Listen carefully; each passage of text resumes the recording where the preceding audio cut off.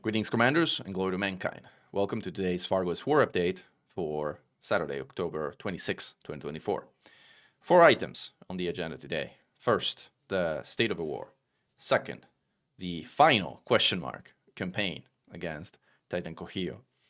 Then the updates coming this week with so-called Ascendancy, which I shall refer to as Descendancy update, and we'll talk about that. And then finally, a quick update with regards to my personal content plans in the coming weeks.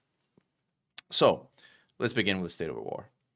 As many of you will be aware, Titan Regen has gone up in a big ball of plasma this week, leaving 7 out of 8 Titans destroyed, and only Titan Kohio remains, with still over 100 systems controlled, and a campaign that is broadly expected to last into sometime until mid-December, roughly, is probably the best guesstimate timeline of when Titan Kohio will become overall vulnerable. The campaign against Regen was somewhat surprising in that the pace of the campaign varied significantly, with the first 2 hearts proceeding quite quickly, the middle 4 hearts slowing down significantly, and then finally the last 2 hearts picking up the pace again very, very quickly in a bit of an odd dynamic, which the numbers that we have on hand can't really explain and constantly suggest some kind of intervention from above pertaining to the pace of the destruction of Titan Regen. But nevertheless, Regen is gone, 7 Titans down. We should be expecting the rewards for that Titan anytime soon. If they're not here sometime over the weekend, they will be here probably the first few days of next week. When it comes to the remainder of the campaign, the focus shifts to Titan Kohio with activities surrounding anti-Xeno combat zones and spire sites and defense of invasions on typical Thursdays, taking the spotlight again for the coming weeks. And with some likely surprises from a narrative standpoint coming up, as clearly there's a lot of expectations being primed pertaining to the seizures and warnings issued by Subject D2 with regards to Thargoid having essentially read through her memory pertaining to the knowledge of the human race, and furthermore, her implant somehow having prevented her from becoming a drone on behalf of the Thargoids, which is either some kind of narrative device used to tease some Halloween-related content with zombies and the like, or it could hint to something more meaningful, but we shall see if it hints at anything at all. There's also several foreshadowing of events to come with regards to Titan graveyards. Several times in Galnet, there's been mentions of graveyard items and the research potential those hold with regards to advancing human technology. The most recent one hints at Thargoid Titan materials having particular thermal properties, whether that has anything to do with heat sinks or weapons or engines or any other module really that deals with heat and thermals of a particular ship. Again, at this time is pure speculation. What is reasonably predictable and expected is some kind of community goal surrounding Titan graveyards, as there really only was one, and it focused on a very singular and particular item, which is Titan drive components, and even then it was several months back.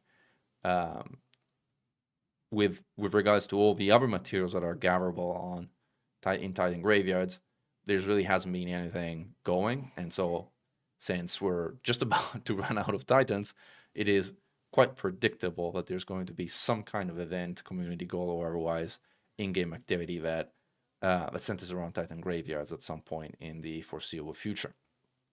So that's the state of the war, and that's the state of the potentially final. We'll see with regards to what happens if this is really and truly the end of Titans, or whether there's others out there that remains to be found. We also want to do a couple of things to keep it interesting from a community standpoint. In particular, we are talking about hosting a friendly competition between the Xenostrike Force and the broader Anti-Xeno initiative, and ideally we'll find ways to make it accessible to the public at large, to see how many bonds we can collect in a given period of time across the different groups. And so convert what has become a bit of a routine activity that has also fed quite a bit of Titan fatigue into something that is more fun and more friendly competition at this stage. But more details to follow in both XSF and AXI Discords and announcement channels. So that's one of the things that are leading up. We also want to prepare for what potentially could be the largest party ever in the game. We have some experience throwing large parties. The 5th birthday Accent party saw almost 500 people participate across multiple geographies and 8 concurrent instances, and then we crammed what was maybe the highest number of players in a given instance ever at the Spire site, with some lessons learned and some interesting experience, but nevertheless, it was a ton of fun. And while we don't want to quite say cat until we have it in the bag, we would like to start preparing and organizing for a major event in the second half of December before the holiday break, assuming that we do manage to successfully defeat the last Titan that has taken root in human space. It would be a great moment of celebration for the entire community and the entire game. So we started planning and we started talking about that, and that would conclude obviously the final campaign, at least the final defensive campaign against Titans in the bubble. Now onto the Descendancy update. The date has kept moving. It is now Tuesday of next week. Looking at my calendar to also give you a date, that would be Tuesday the 29th, which as so happens is the day before the next Frontier Unlocked. As a reminder, Descendancy is about a couple of major things. It is about Power Play 2.0, and it is about the Mandalay.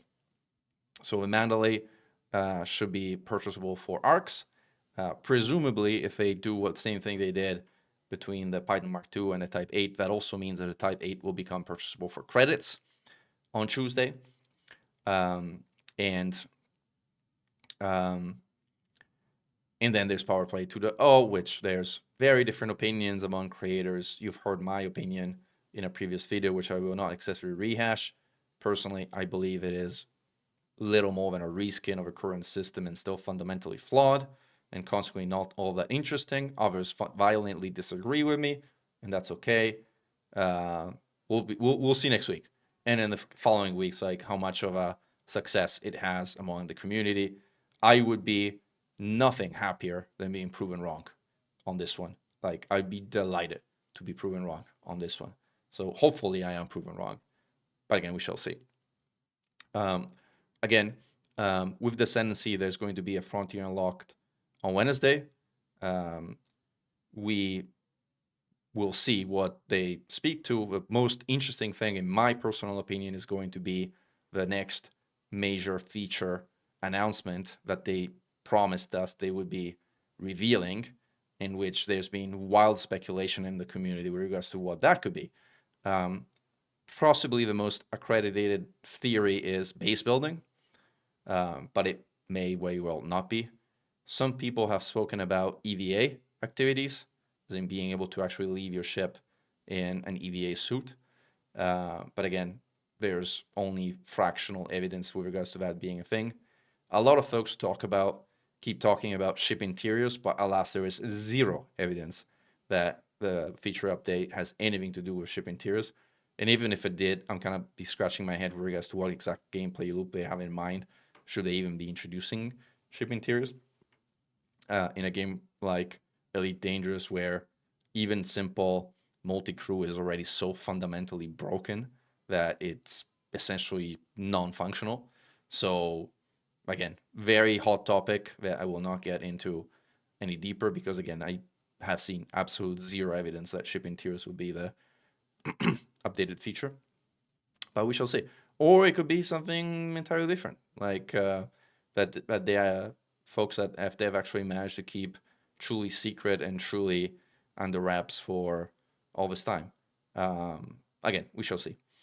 Finally, with regards to my personal content plans, there's a few things that we'll be doing over the course of the next few weeks.